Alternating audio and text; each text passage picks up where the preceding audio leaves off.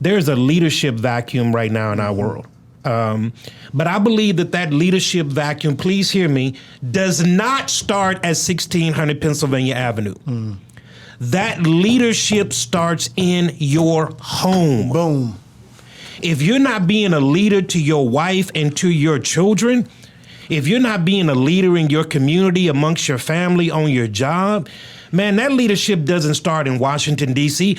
That's low-hanging fruit. That's the easy thing. Yes. But when I have to judge myself to say, man, okay, well, I've missed the mark here, haven't done so well over here, man, could have done a whole lot better right there, that's a whole different conversation to have. And so Paul writes it like this. He says, each man must examine himself.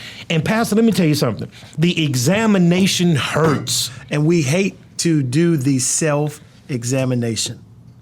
My wife and I, we were talking about weight loss and all this other stuff. So she said, you can just gain weight and lose weight quickly. Why? I said, because I don't have a problem getting in the mirror and saying, boy, you overweight. I said, all I got to do is just get, a pair of jeans and I know how they fit. I know what I want. And I said, but the hardest thing is looking myself in the mirror and say, man, you gained 20 pounds. And so the applied discipline that I gained for playing sports, I'll just take it for 2-3 weeks, boom, drop 10 pounds. That's not always easy, but it calls for discipline. We don't like to examine ourselves.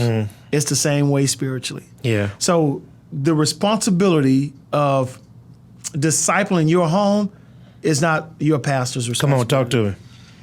But that's what we want, the consumer that's church. the pastor's fault. No, that's what the pastor's supposed to do. Growing up, I watched this, and I may get it wrong, this movie where they had this plant and a alien life form took over the plant. And the plant would always say, feed me, Seymour, feed me. Little Shop of Horrors. Yeah, that's it. It's almost like that's the church, right? We come and the people in the pews are like the plant. Feed me, pastor, feed me. We want the pastor to do all the feeding. When do you go home and pick up the knife and fork for yourself and feed yourself? So it takes the responsibility of the man in the home, if there's a man, to start governing, guiding, and leading his family.